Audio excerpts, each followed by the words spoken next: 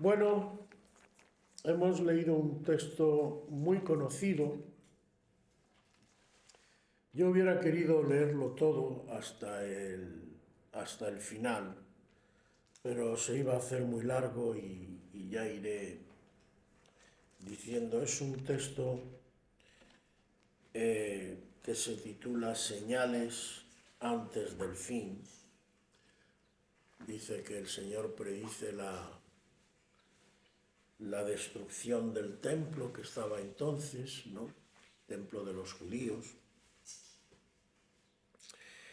Y, y es un texto muy significativo que muchas veces se coge y se habla de las señales y qué tipos de señales, y casi todo el mundo se pregunta si ya estamos metidos en los últimos tiempos y tal, ¿no? Y buscamos como detallitos que nos quieran un poco como advertir y señalizar, ¿no? El momento en el que el Señor va a venir. Y supongo que si os pregunto a cada uno de vosotros, pues cada uno tendrá una idea de cómo va a ser esto y tal. Pero yo quisiera fijarme en tres cosas que ahora iremos viendo. Porque lo que sí creo que queda claro, no solo con este texto, sino con muchos otros, es que, no sé, por ejemplo, yo te diría directamente ahora, si en este momento el Señor viene, ¿tú estás preparado? ¿Cómo está tu estado espiritual en este momento? ¿Tú crees que tú serías sin duda de los que sería tomado por el Señor para irse con Él? ¿O a lo mejor no lo tienes muy claro? La segunda pregunta es, ¿tú tienes claro en qué consiste prepararte? ¿Sabes lo que tienes que hacer para prepararte por si el Señor viene? Porque claro, a veces nos pensamos que las señales, pues eso, es para que sepamos ciertos detalles. Supongo que alguno incluso se enfada con el Señor porque no nos dice directamente, mira, tal año, tal mes, tal día y a tal hora, yo voy a venir. Supongamos por un momento que el Señor lo hiciera así. Y además que el mundo fuera más o menos como hasta ahora. ¿Cuál iba a ser tu vida? ¿Iba a producir eso algo en tu vida? ¿O ibas a seguir igual que estás ahora? No sé si alguna vez te has hecho estas preguntas, pero creo que son preguntas importantes. Y también sé que más de uno dirá, Señor, supongo que todos habréis oído hablar de la gran tribulación. No sé si alguno no sabe lo que es la gran tribulación. Bueno, por si hay alguno que no lo sabe, diré que la Biblia habla de un periodo de unos 7 años donde va a haber una gran tribulación. Van a haber problemas, van a haber angustias, entre otras cosas se nos habla de que no se va a poder comprar ni vender, no se va a poder hacer nada si no tienes una cierta marca que te van a poner, o en la mano o en la frente, y a ver cómo te las vas a apañar. Pero claro, ¿esto también para qué ha servido? Bueno, pues curiosamente ha servido para que en la iglesia una parte diga, no, la iglesia no va a pasar por la gran tribulación. Otra parte, pues yo creo que tiene que pasar por la gran total. Al final nos vamos a pelear por si tenemos o no tenemos que pasar la gran tribulación. Pero realmente, hermano, hermana, no sé si lo has pensado, pero me gustaría simplemente con que en esta mañana meditaras seriamente sobre todo esto y te preguntaras a ti mismo y a solas con el Señor, ¿todo esto es lo importante? ¿Es esto lo que el Señor nos quería decir con lo que nos explica en todo esto? Y luego, si quieres, en casa, con tranquilidad y a solas, te lees todo el párrafo, te lees todo el texto entero. Como digo, yo quisiera fijarme en tres cosas que dice no solo el párrafo que hemos leído, sino todo el contexto si lo leéis.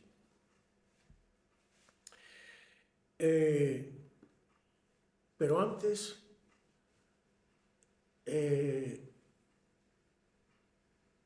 quisiera decir algo. Sí, es un tema mío personal. La Biblia no lo expresa así, pero creo que te puede ayudar a meditar en ciertas cosas. Porque ¿cómo empieza todo esto que estamos viviendo? ¿Por qué el mundo se pierde? ¿Por qué Jesús tiene que morir y hacer una obra de salvación? ¿Cómo empieza y dónde empieza todo? Si nos vamos a Génesis, en Génesis se nos habla de que había una pareja que Dios había creado, que era Adán y Eva, y había un animal que no se nos explica cómo, pero que utiliza Satanás, digámoslo así, para plantearle un dilema a Eva y decirle,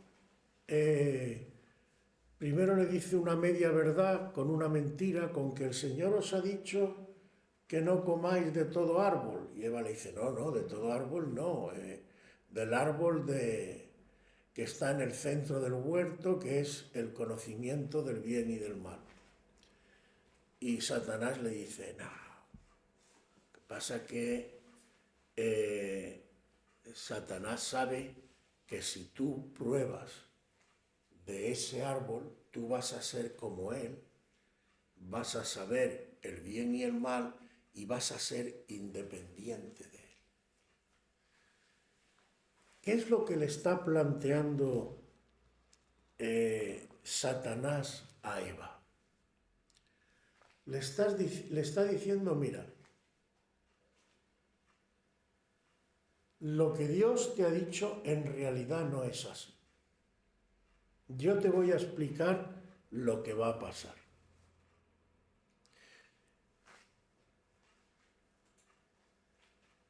¿Qué hace Eva? Eva se le plantean dos opciones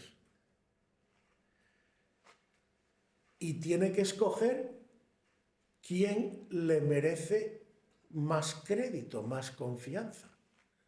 Dios le ha dicho, no comas. Y Satanás le dice, prueba. Entonces, aunque esto pasa con Eva, yo creo que también esta acción está prefigurando algo que yo creo que va a pasar en el futuro, porque ¿quién sería la nueva Eva? ¿Sabéis quién es el nuevo Adán? Cristo. ¿Quién sería la nueva Eva? Es decir, la compañera del nuevo Adán, que es la iglesia, ¿vale? Entonces, La Iglesia, además, normalmente, si os fijáis en la Biblia, la figura de la mujer representa a la Iglesia, normalmente, cuando es figurativo. La Iglesia es la esposa, la Iglesia es la amada por el Señor, es decir, la mujer es figura de la Iglesia. Entonces, vuelvo a decir, esto es una idea mía, no está tal como yo lo voy a decir en la Biblia, pero creo que te puede servir para que tú medites. Dios se sintió traicionado por Eva y por Adán. Dios dijo una cosa, Él es la verdad, y vio que sus criaturas, tanto Eva como Adán, habían confiado más en la palabra del enemigo que en su palabra. Si a ti te pasara esto en la vida natural, en la vida normal, una persona te traiciona y a pesar de todo, tú la perdonas, tú intentas restaurarla, pero para que no te quede el gusanillo de si esa persona te preferiría a otro o a otra antes que a ti, ¿tú qué harías?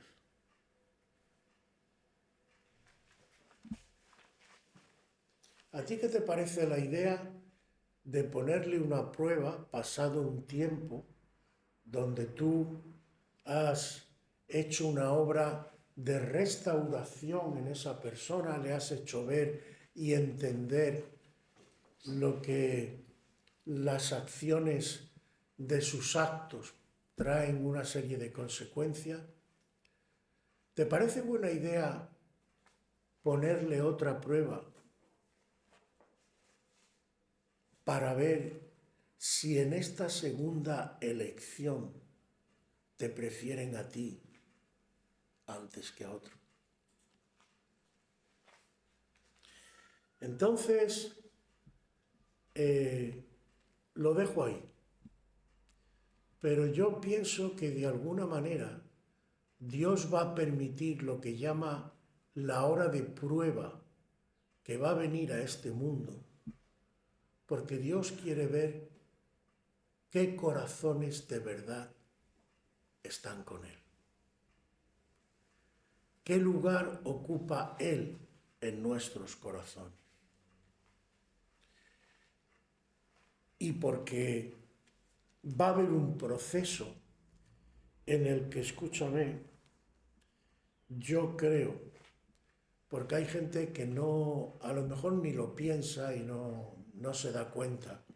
Es más, he oído incluso hasta dentro de la iglesia gente que piensa que cuando lo de la marca de la bestia,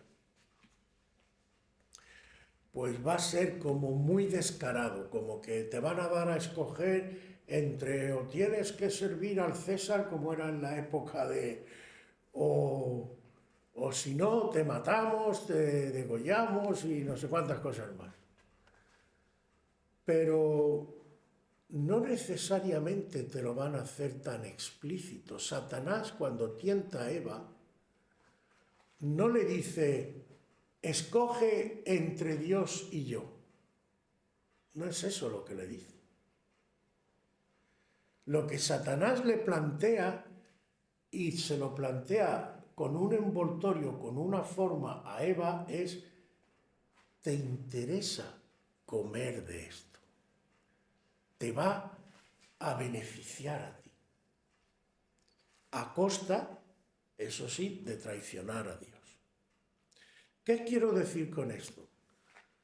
Que a lo mejor, no lo sé, lo dejo en el aire, no sé exactamente y no entro en tantos detalles como algunos piensan porque ya lo tienen, parece todo claro.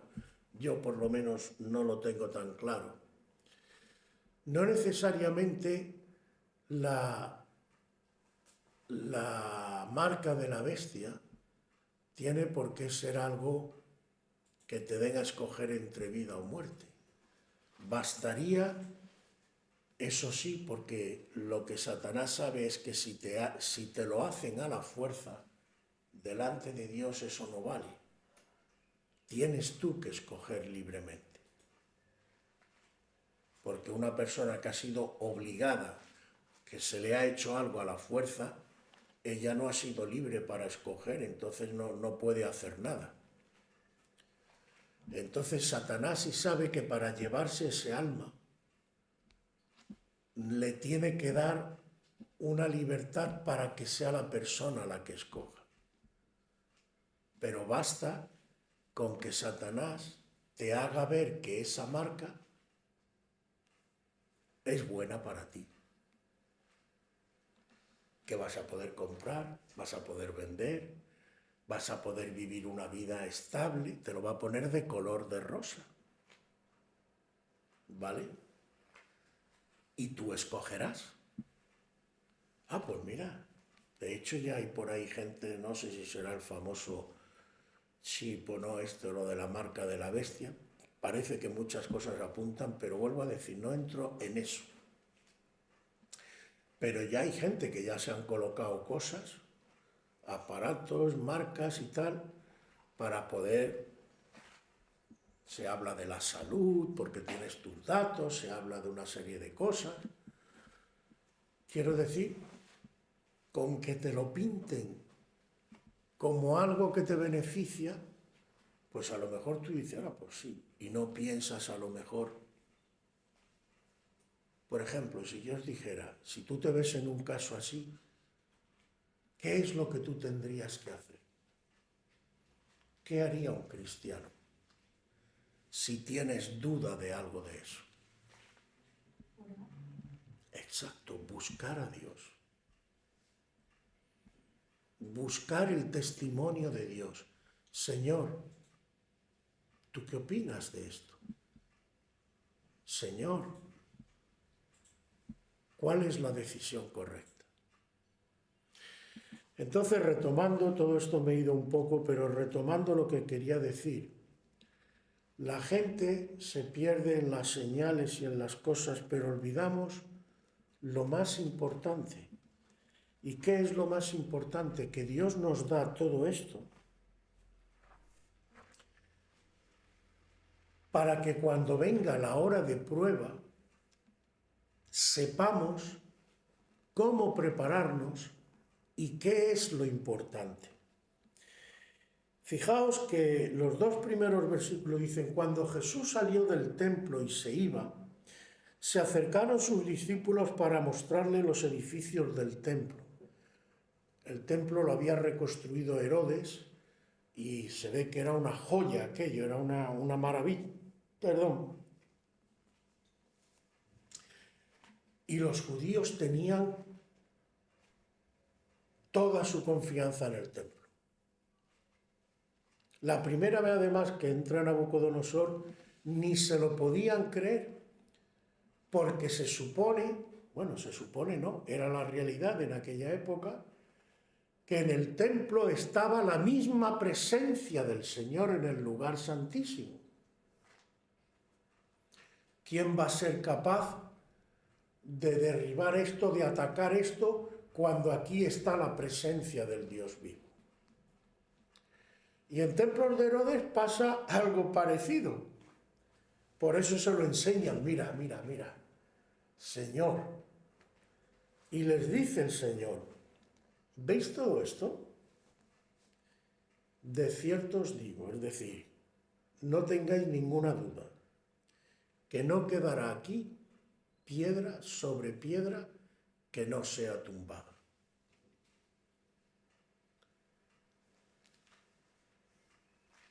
¿Qué le está diciendo indirectamente el Señor a los discípulos? ¿Veis todo esto en lo que tanta confianza tenéis?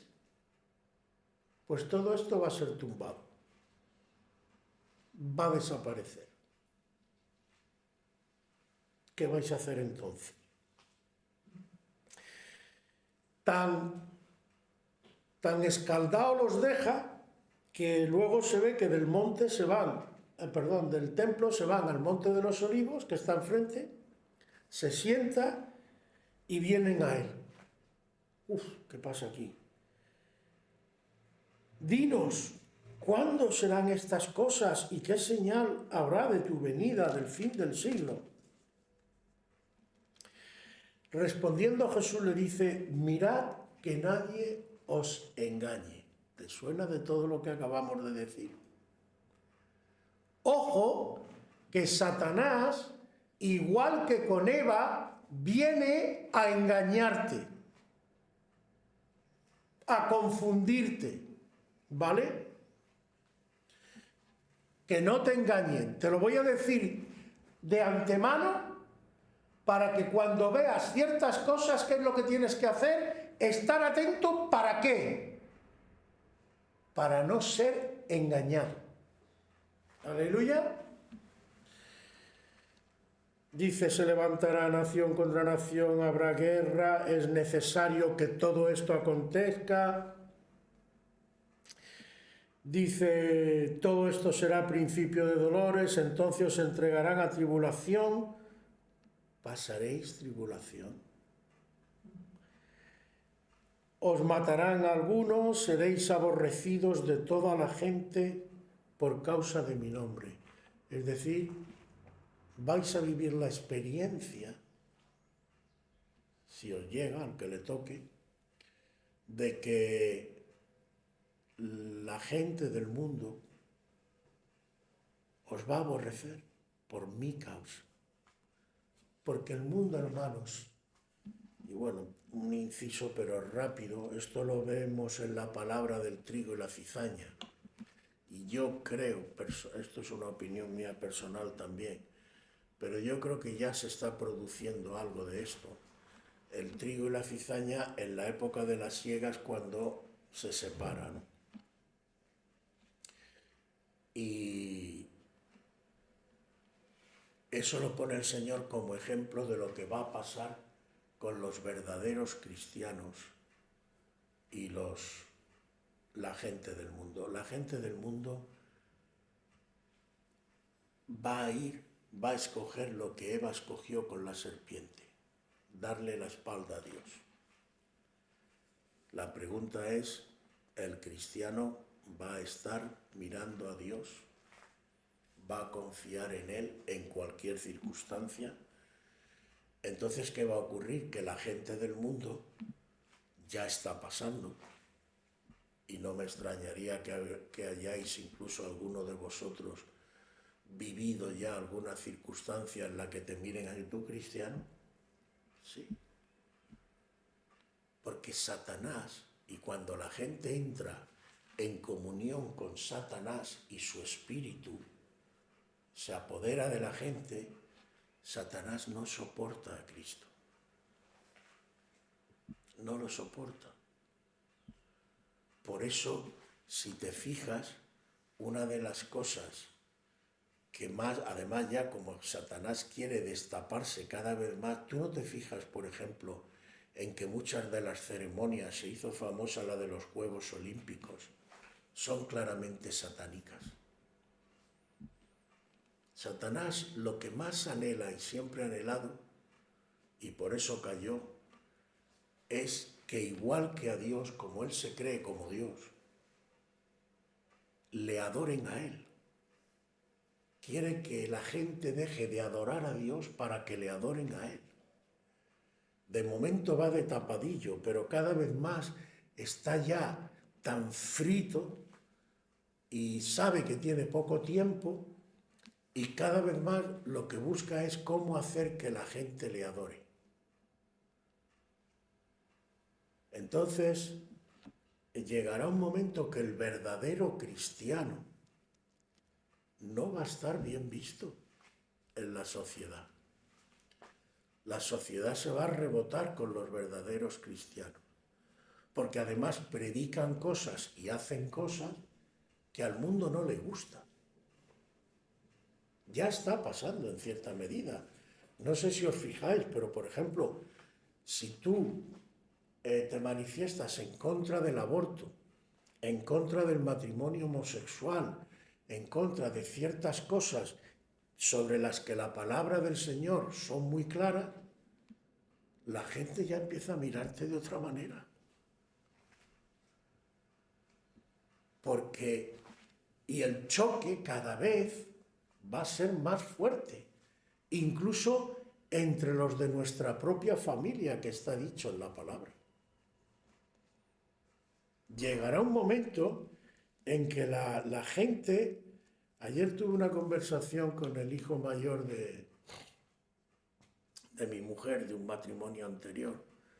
Me llamó la atención porque él, aunque no es convertido, pero se está dando cuenta, y me llamó muchísimo la atención que uno de los comentarios que me hizo es, dice, César, los críos que veo, porque está en un colegio de aquí,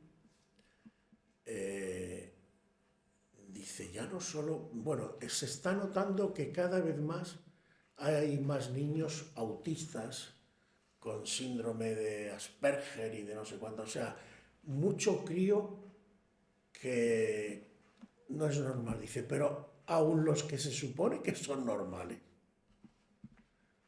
dice, yo noto que no razonan bien. Y yo aproveché y le metí una cuñita, digo, sí, lo sé, tú sabes que la Biblia habla de esto. Tú sabes que Romanos capítulo 1 y 2 te habla de que cuando la gente se rebela contra Dios, Dios los entrega a una mente reprobada, que literalmente la palabra reprobada ahí en el griego significa una mente que no funciona bien, una mente defectuosa por influencia del enemigo. Entonces es un tema serio, que a veces no nos fijamos y no hacemos caso. Pero la gente, por este y por otros muchos textos que podíamos ver en la palabra, lo que da a entender es que la gente del mundo llegará un momento en que claramente estará tan satanizada, hablemos claro, que todo lo que sea de Dios lo va a rechazar. Y de tu propia familia. Por eso hay que orar mucho por los familiares, para que haya una auténtica conversión de nuestros familiares, porque llegará un momento en que no va a haber término medio. Lo dice el Señor a la Odisea, a los tibios yo los vomito. Es decir, por esto es tan serio este tema también, porque lo que va a ocurrir es que Dios va a ir poniendo, digámoslo así, las circunstancias de forma que tú mismo, tú misma, sin darte cuenta, vas a ir tomando decisiones. Yo rechazo ir al culto, yo rechazo esto, yo rechazo lo otro. Vale, tú no le das importancia, porque además todavía la cosa está así. Pero tú, con tus decisiones, aunque tú no estés pensando, como te digo de Eva, por eso quería decirte lo importante de esto, aunque tú no estés pensando en que estás traicionando a Dios, pero lo que tú escoges, en el fondo, indirectamente, le está diciendo a Dios, mira, no me mereces tú el crédito, no es a ti, yo escojo esto otro. Entonces, claro, el Señor te respeta. Pero ¿qué le dice el Señor a Israel? Yo pongo delante de ti dos caminos. Camino de vida y camino de muerte. Tú escoges, yo no te obligo. ¿Quién te merece más confianza? ¿Quién prefieres en tu vida? ¿A mí o al otro? Tú verás. Entonces, ¿qué va a ocurrir? Cuando tú una y otra vez te vas alejando de Dios, Claro, tú piensas que a lo mejor eso no trae consecuencia, pero todo lo que es pecado y todo lo que está al margen de Dios va a hacer una obra en ti de la misma manera que el Espíritu Santo, si tú lo dejas, va a actuar y va a hacer una obra de santificación en ti, es decir, te va a ir guiando y llevando a través de la obediencia a acercarte más a Dios, a tener más comunión con Dios y por lo tanto a que la presencia de la gracia y del poder de Dios estén cada vez más fuerte en tu vida. De esa misma manera, al contrario, cuando tú tomas decisiones a favor de Satanás, por eso en otro sitio nos dice, si vivís por el Espíritu, andad por el Espíritu, que no hace mucho también, que creo que desde aquí lo hablé el tema. Si tú rechazas al Espíritu Santo, Dios te respeta, pero entonces Dios te dice, vale, haz lo que tú quieras. Y entonces tú te crees que eres libre, pero en realidad lo que te estás poniendo es en manos del otro. Y cuando te pones en manos del otro, el otro va a trabajar y a trabajar y a trabajar, tu corazón cada vez se va a endurecer más, el orgullo, la soberbia y el egoísmo se van a apoderar de ti, de tal manera que tu estado llegará a ser lo que dice Romanos. Está tan ciego y tan endurecido que su mente ya no es capaz de razonar de la forma correcta delante de Dios. Buscarás los vicios, buscará solamente el placer nada más y al precio que sea. No te importará, no tendrás empatía con los demás, ni siquiera aunque sean de tu propia familia, etcétera, etcétera, etcétera. Es decir, yo lo llamo, y es lo que creo que está empezando, pero esto es obra del Espíritu, porque también hay que aclararlo, porque hay gente que se cree que la obra, incluso dentro de la Iglesia, la tenemos que hacer nosotros. No, esto es una obra del Espíritu, pero habrá una separación,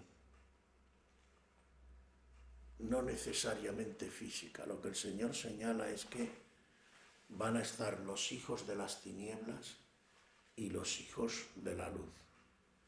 Pero los hijos de la luz les va a pasar igual que le pasa a Cristo con Satanás, cuando Él dice, Él nada tiene en mí. Es decir, son dos naturalezas completamente distintas que chocan. Y va a llegar a un extremo, el Señor va a permitir, como he dicho antes, yo espero que no lo tengamos que ver nosotros, pero que de tu propia familia te puedan entregar, si le interesa. Porque ya no va a haber ni familia ni va a haber nada, sino el yo y Satanás para algunos. Entonces, fijaos si este tema es importante, pero bueno, ya me he ido bastante, entonces voy a entrar directamente en las tres cosas. Habría mucho que hablar y me gustaría muchas cosas deciros, pero voy a limitarme a estas tres cositas para que lo meditéis. Fijaos, por ejemplo, en el versículo 10 dice, muchos tropezarán entonces, habrá tropiezos. La gente que no se estabiliza en Dios, que no se agarra bien a Dios, tropezará y se entregarán unos a otros, y unos a otros se aborrecerán. Y muchos falsos profetas se levantarán y engañarán a muchos, no a pocos. Y esto está en afirmativo, o sea que el Señor lo da por hecho. Va a haber mucha gente que va a caer en la trampa de Satanás y va a ser engañada por estos falsos profetas.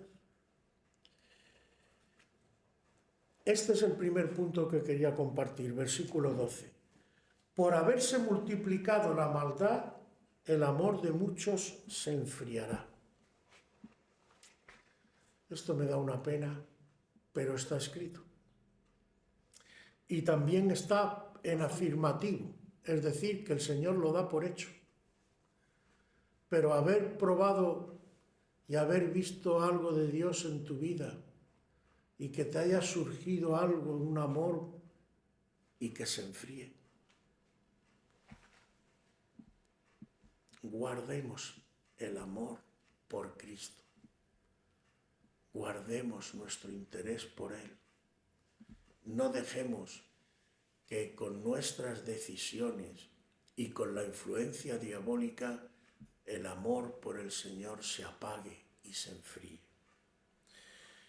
Esto es muy triste y esto pasa además cuando le damos importancia a lo que no tenemos que dar importancia. Y mirad, me vais a permitir, porque lo estuve meditando, el Señor me llevó a esto. Vamos a leer en Primera de Pedro, capítulo 3.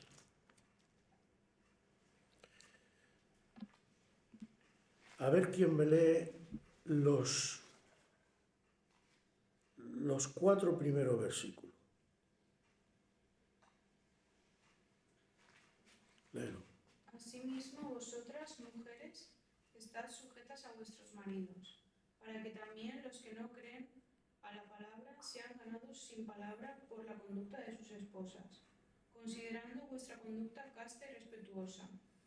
Vuestro atavío no sea el externo de peinados ostentosos, de adornos de oro o de vestidos lujosos, sino el interno, el del corazón, en el incorruptible ornato de un espíritu afable y apacible, que es de grande estima delante de Dios.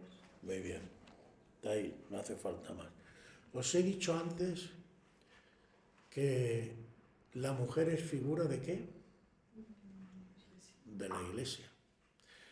Entonces, aunque esto está dicho a mujeres de Iglesia, o a mujeres cristianas, que también corre mucha tinta sobre esto y si me puedo o no me puedo. Pero yo creo que el texto, hermanos, si somos sinceros, es muy claro. Normalmente, y las que sois mujeres me entenderéis perfectamente, a la mujer le gusta ponerse guapa, quitarse arrugas, ¿no? Hacerse cositas, es decir, para dar una apariencia, como dice aquí, externa, a los demás, una apariencia buena. Y bueno, según en qué límites, creo que no está tampoco tan mal. Pero eso solo te marca en lo externo. Pero yo me acuerdo que de chaval, cuando íbamos a buscar amigas o novietas, pues claro, el hombre se fija mucho en primer lugar en lo externo. Hoy está como qué buena que está y qué guapa que es. Pero a lo mejor te acercaba, la otra abría la boca y te dejaba sentado, como dicen en mi tierra. Porque si era guapa, por fuera. Pero luego a lo mejor era grosera, era bruta, era lo que fuera, o era una arpía, como dicen en otro sitio, ¿no? Cualquiera se junta con esta. Entonces, primer punto que el Señor está señalando aquí, porque además fijaos que lo que dice literalmente es: vuestro atavío no sea el externo de peinados ostentosos, de adornos de oro o de vestidos lujosos. No sea ostentoso. Es decir, no aparentes lo que en realidad no eres. Tú estás cubriendo con una máscara tu aspecto y vas ostentando Y el Señor dice, no, eso no. O si te ocupas de eso, pero creo que claramente dice que no ostentes, es decir, que no te creas superior o te creas la más guapa o te creas... Desde luego para el Señor eso no vale nada. En todo caso puede valer para los hombres. Y también según qué hombre. Pero para el Señor dice, yo te voy a decir cómo te tienes que vestir y cómo te tienes que adornar para agradarme a mí. Tienes que tener un adorno interno, el del corazón. Escúchame, en el incorruptible, no se corrompe, es incorruptible, ornato, es decir, vestimenta, apariencia, de un espíritu afable y apacible. Vístete con un espíritu apacible y afable, es decir, un espíritu en el que el trato con los demás sea agradable. Que los demás, cuando traten contigo, cuando hablen contigo, digan, jolín, qué mujer esta. Qué trato más dulce, qué trato más agradable, ¿cómo puedo hablar con ella?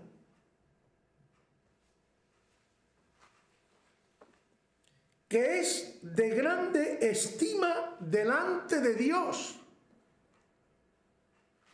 Lo que Dios, una de las cosas que Dios va a valorar más de ti, mujer, es con qué espíritu te mueves, con qué carácter. Y si te mueves con un carácter que Dios puede utilizar para tocar a otros, como dice en lo anterior, que dice, para que sean ganados sin palabra por la conducta de sus esposas. El día que tú descubras el poder que como mujer, hija de Dios, tiene, no en tus palabras, sino en tu conducta, vas a descubrir un mundo nuevo. Y vas a poder ser utilizada por Dios de una manera que tú misma te vas a quedar alucinando. Pero yo no me quiero quedar solo en vosotras, mujeres cristianas. Yo quiero trasladar esto a la mujer de Cristo. ¿Quién es la mujer de Cristo?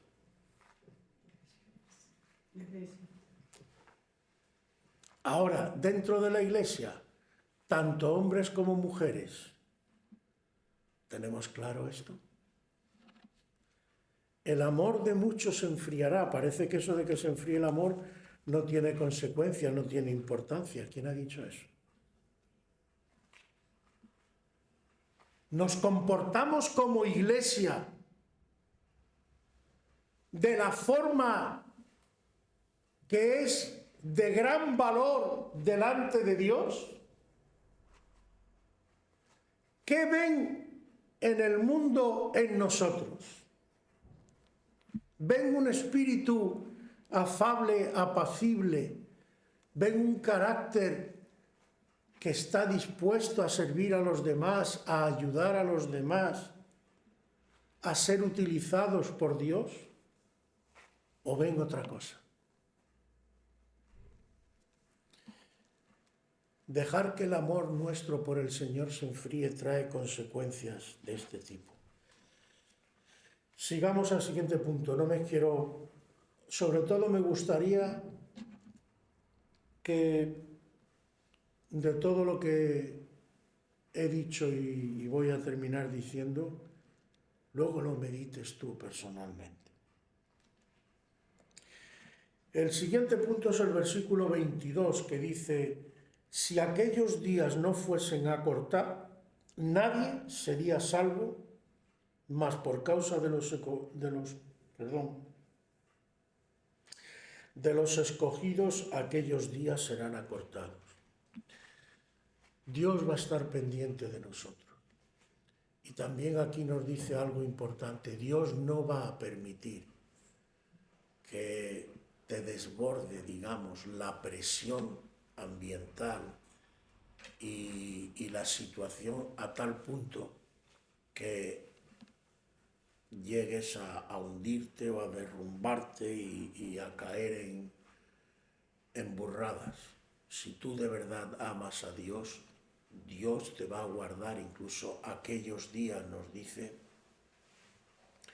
van a ser acortados, es decir, Dios va a reducir para que tú puedas pasar la prueba, para que tú venzas, pero que el mal no te afecte en tu salvación. Pero van a ser tiempos difíciles y tenemos que prepararnos, hermano.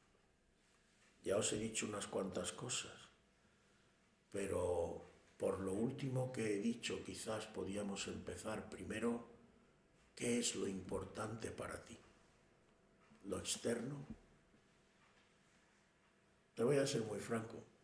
Bueno, yo no soy mujer, pero aunque te agüe un poco la fiesta, te puedes poner todos los maquillajes que quieras, hacerte todas las operaciones que quieras. Cuando tengas 70 años vas a tener 70 años y tendrás 70 años. Y cuando te llegue la hora de irte a la tumba, pues te irá a la tumba. Y si tu vida solo consiste en lo externo, pues será una lástima, mujer.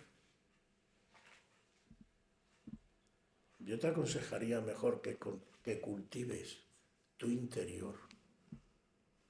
Eso algo que hoy es prácticamente imposible. Bueno, desgraciadamente no solo por las mujeres, por los hombres quizás también hay tela marinera. Pero la voluntad de Dios es que tú cultives tu interior y más que lo externo, ¿por qué no cultivar tu relación primero con Dios y luego con tu marido? Y viceversa. El marido cultive la relación con su mujer, la suya, la cercana, la que comparte contigo la vida, la que pasa por los mismos valles de lágrimas que tú. Que hemos convertido el matrimonio, las relaciones humanas y tantas cosas en un infierno. También ayer hablábamos, por un caso que no voy a decir porque nos toca de forma familiar, de un divorcio que se va a producir. Y qué triste. La gente parece que se alegra, bueno, ya. Yo además desafío a cualquiera. Ya, además no estamos para muchas tonterías. La gente se cree que divorciándose se soluciona el problema. El problema empieza por nosotros. Lo que pasa es que, vuelvo a decir, tanto hombres como mujeres estamos haciendo las cosas como Dios quiere que se hagan.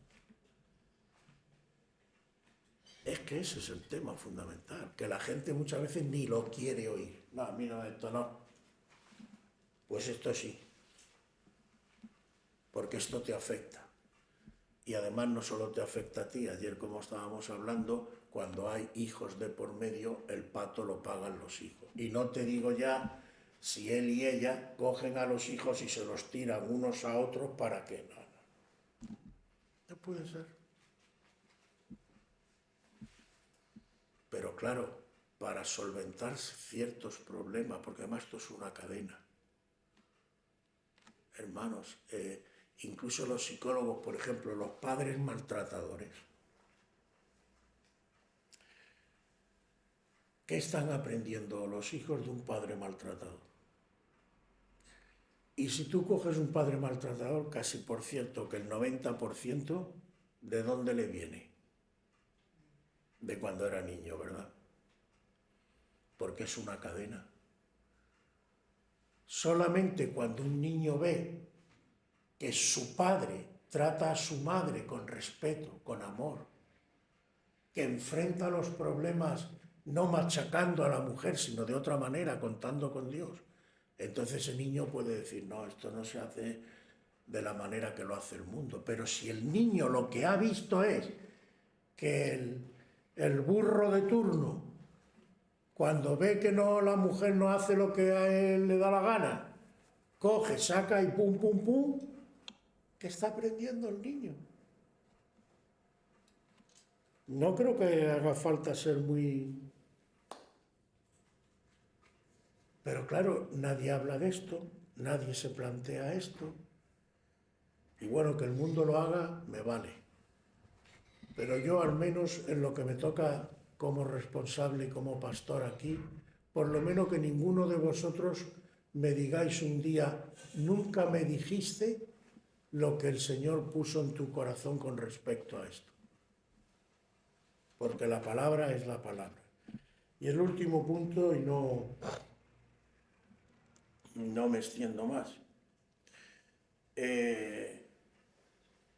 Dice, bueno, se levantarán falsos cristos, harán, en el versículo 24,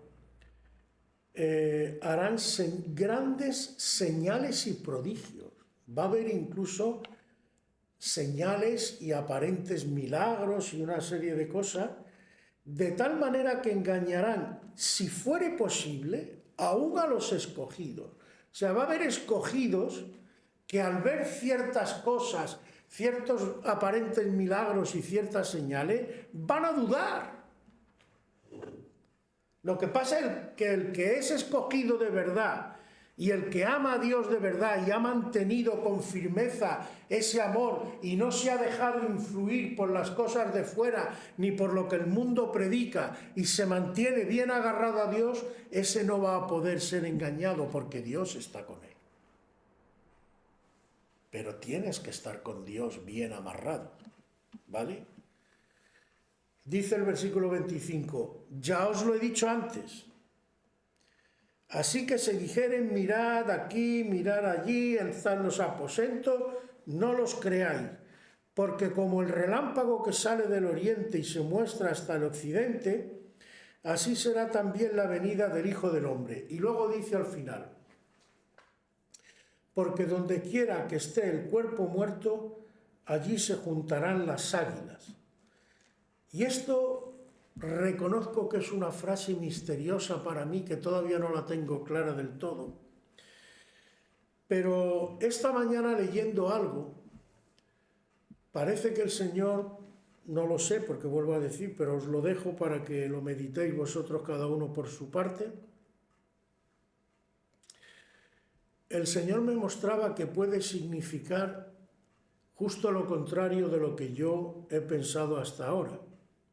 Yo pensaba que el Señor nos iba como a atraer hacia Él.